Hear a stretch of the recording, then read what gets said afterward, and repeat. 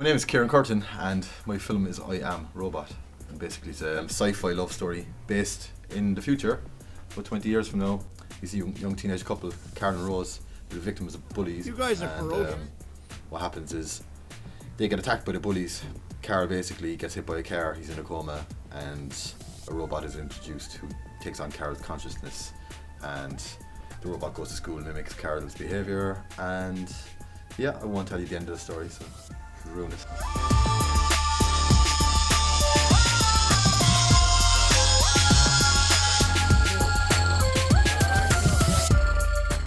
My name is Trisha and my film is called The Other Folk. It's about this little girl who can see these creatures from another dimension, and they're based kind of loosely on like Irish mythology and like fairies and stuff, and fairies trying to steal children. And the little girl's called Claire, and she has an imaginary friend, or so her father believes, called Patrick, but Patrick's actually a stolen child, and he was stolen by Eoin, but he has somehow escaped and he's now friends with Claire.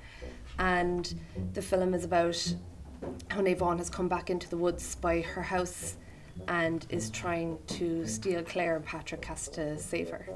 I'm Shane Crotty, and recently I directed my short film BUACHAILL Bow, which is Irish for cowboy. Cut. Inboard. Cowboy. It's a modern day western set in Ireland on a dairy farm.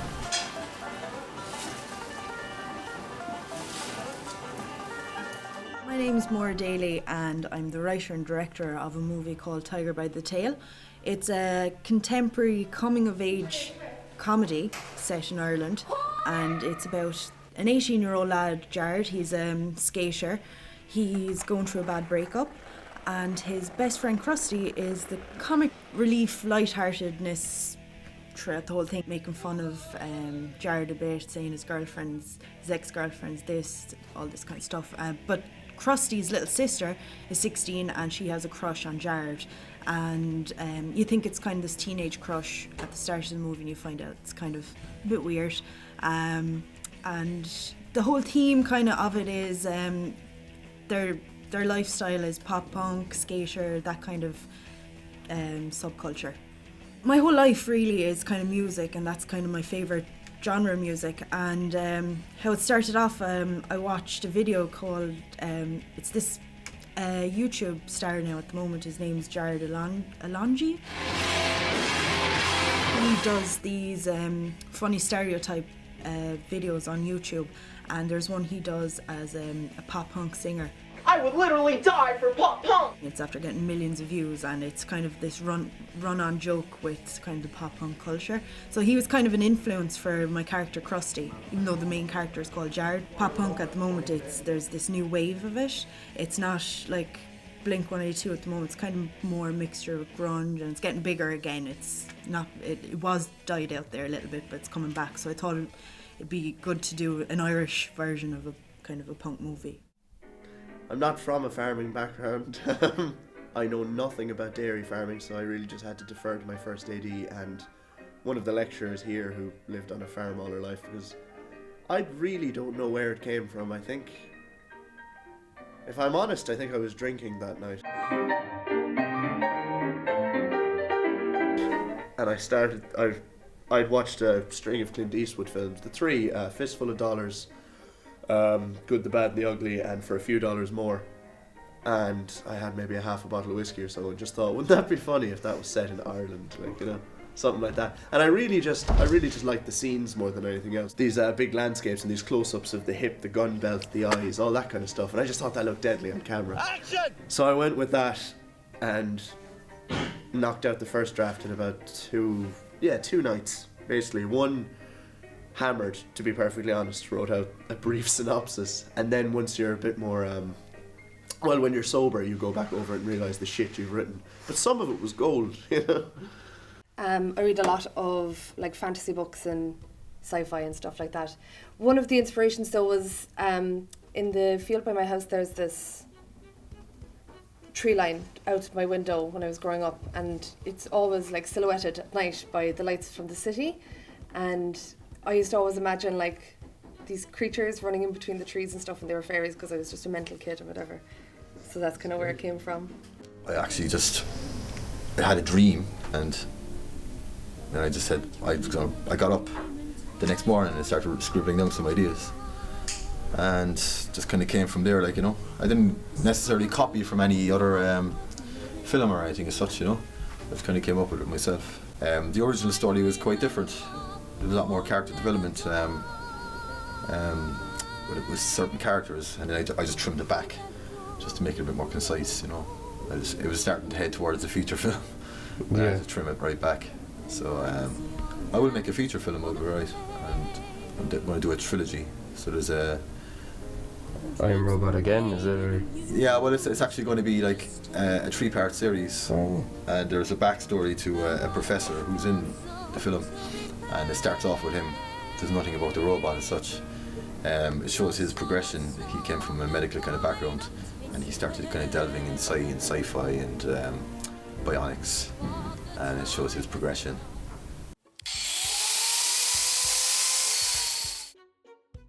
So, like, I'm a bit of a perfectionist, you know, but like I like to try and get things. Communication is the key, you know. So I tried to make sure that everything was, that everyone knew what they were doing, and by communicating things to them. Like, this is a part of a montage, no, yeah. So we get Rose to take off her bag because it's a part of a montage. Yeah. Explain everybody to not move too much. Do not do something like that. Yeah. You know, just move your hands and kind of like. Yeah. Kind of like. I think a lot of the problems can happen because my film was the last film to be shot. I think a lot of people are kind of like wrecked at that stage. I went to bed last night, 3:20. So. Did you have any dreams? I can't remember actually. That was like I was in the deep dark hole.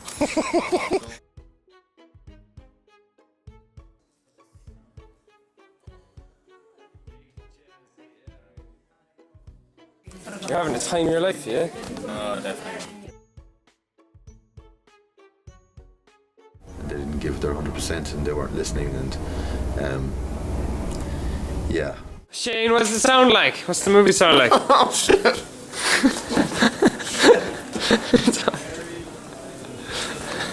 The kids were great. The main character, my niece Ivy, she's 6. She's brilliant, and it was kind of easy because she was my niece that I could kind of control her a bit and stuff. But she's a great kid. She learned all her lines, and she loves making movies and stuff. She's been in a couple before. Take one. Action. So, do you want a song or a story tonight? A story, please. Really? Let's try it tonight. I don't have any stories. I want to tell you something. She loves it. She's really easy to work with. There was one day now I had extras and I had 5 kids all together, and I had them running around the woods and stuff. It was hard because I didn't want to push them too far because they had to do a lot of running and stuff, so I was really nervous about them falling and stuff. But they were great. They were brilliant kids. Insurance. Yeah, insurance. We were insured. Richie did do a very good job, and I wouldn't say a word about him because obviously what happened wasn't his fault or anything like that. I'm smiling now because I know I didn't feel that way at the time. I was furious, but no, it's good. George did a great job. I wasn't originally going to cast him simply because he's been my friend a long time. I've known him since I was 4 years old, and only recently kind of came up and decided he wanted to do some acting. So I was just hesitant to cast him just because it felt like I was doing it just because he's a friend. I'll throw him a bone. Let's have him in a film. It'll be funny, and I know what he's like. He's a funny guy. Cut. What? But I had no clue if he could act. So we just did a couple of phone sessions and like a Skype video chat and just see how we got delivered off the line. So I was really happy with them. One of the lads in the crew actually, like the first day on set, said this is what they could imagine my head would be like, because we were just sitting in the skate park. We had skaters there, you know, as extras, and visually it played that little movie in my head when I watched it. Watched back on the footage, so I'm really happy with the shots and stuff. There's a few small little things like continuity and little errors that maybe the audience might not notice, but I know it's there and it's going to annoy me a little bit. But other than that, like I'm really happy with the results anyway. You have to get on with people. You know, if you're doing a job of a technician, which can also be very creative, but yet you're working towards the end goal of someone else. With the collaboration that you're putting in, you just have to get on with people. You know, the only people that are allowed to not get on with people are the people that are so incredibly creative. But who wants to work with them anyway? They're just mean and nasty, you know. But those are the only people who make it in the industry being mean and nasty because they have so much, you know, originality that they can do it anyway. But all the rest of us have to be nice to people, you know. You have to treat people with respect. I think it's vital that all the crew members are there for the pre-production as well, you know. Just to iron out any things that are like up in the air, you know. There's a lot of things people just presume their roles, you know. But like a lot of things have to be kind of made more concrete, and like I learned a lot from it, you know. Like if I did it again, I'd make sure that like these pre-production meetings are vital, you know, and they have to be like there's issues that need to be addressed before the film, before my next film. Everything actually went really smoothly. It was quite surprising. We had 5 days, but they were a little bit shorter than the rest of the days because I needed 5 days because I had kids. But everything went pretty great. I think one of the main things that why it went so well is because I fed people. So I had my mom come in and she fed all the cast and crew and stuff, and everyone was well fed and had loads of tea and stuff for the day, which I think was huge because everyone was in good form when we were outside for 4 hours filming in the cold, you know. I mean, the whole crew kind of works. It was good, you know. It was a little bit all over the place for the first like 2 days because I think mine was the first shoot going out, so it was kind of tricky to get everyone working in a solid cohesion more than anything else. But once we had actually started it kind of came off. For some scenes it was like military precision, you know, it was snap your fingers, it was neck shot, and that was absolutely brilliant. But certainly some aspects of the filmmaking lagged behind just because I think of a lack of interest at some stage in more minor roles, not to put any of them down as minor roles, but anyone who was there on set basically just to get their grade, which was a little upsetting at times. But besides that, I think everyone did pull together in the end and we got a really good job out of it.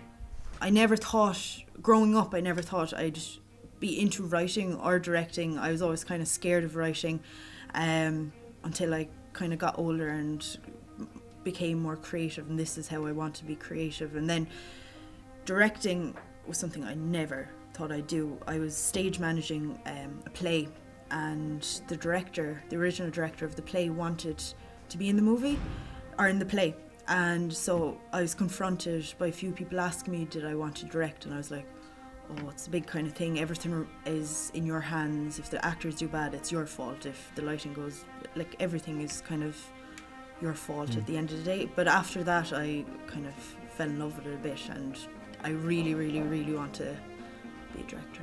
I'd love to.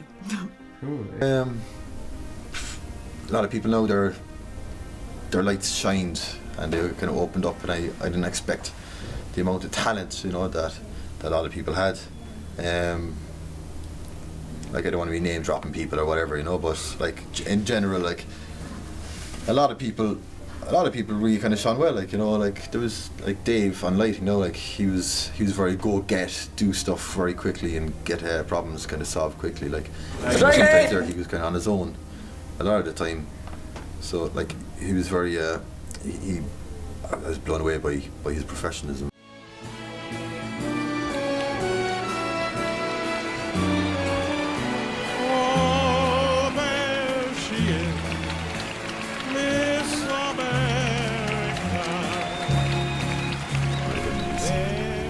His attitude is very positive, you know. So there's a lot of people as well, obviously, like Chris now and Eric and.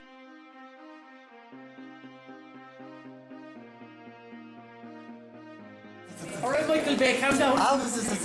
Lens flare. Most people I was very happy with, you know, in general. Nice.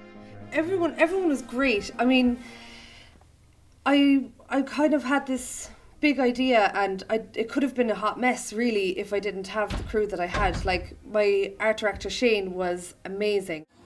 So, how was your the last day? Sick as fuck off the water first. Especially with the costumes that I wanted, I had this like vague idea in my head, and I sat and I chatted with him for only like 5 minutes. And I just gave him a couple of vague ideas I had, and he just did up a drawing of the costumes, and they were better than like anything I could have imagined. My producer was great. He was like a tonic, because I get kind of stressed out sometimes, and he's just as cool as a breeze, and he was just a nice like kind of balance to me then. My first AD was brilliant. My director of photography was amazing. I didn't even literally the second day I didn't even have to look at the shots he was setting up. I'd just tell him what we were doing and where I wanted it, and I'd go chat to the actors, and I'd come back and I'd just look in the screen and go, oh, it's beautiful, let's go. And that was it. It was brilliant. Yeah, everyone was really, really good. Poor L. Gavin Curley, my DOP, he had no confidence at all. Sure, God love him. But we worked really well together on the 1 to 3s, and I put him ahead for my wish list as DOP, and he had no confidence coming up to it, but I think he proved a lot of people wrong. He was getting a hard time off some of the teachers, you know, to make sure he knew what he was doing, and I think he worked really hard and he made really good images and stuff, so I'm really happy. And also Julie, I wouldn't have had that movie finished without her. She was the first AD, and she was a blessing in disguise, even though she was like hounding everyone, and she was probably annoying herself at the end of the day, but she was a blessing in disguise, and I really helped so much. And that's what happens, is people realize, hey, it's just in the passion or the heat of the making of in the project. And they just say, okay, there's nothing personal about it, and you get on with stuff. Yeah.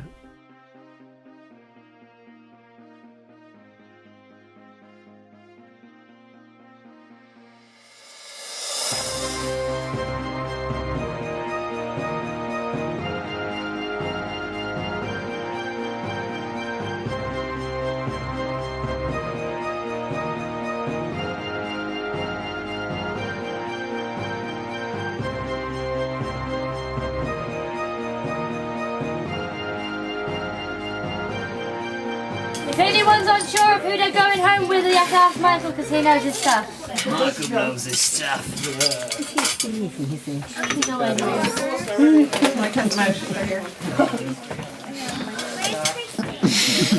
going.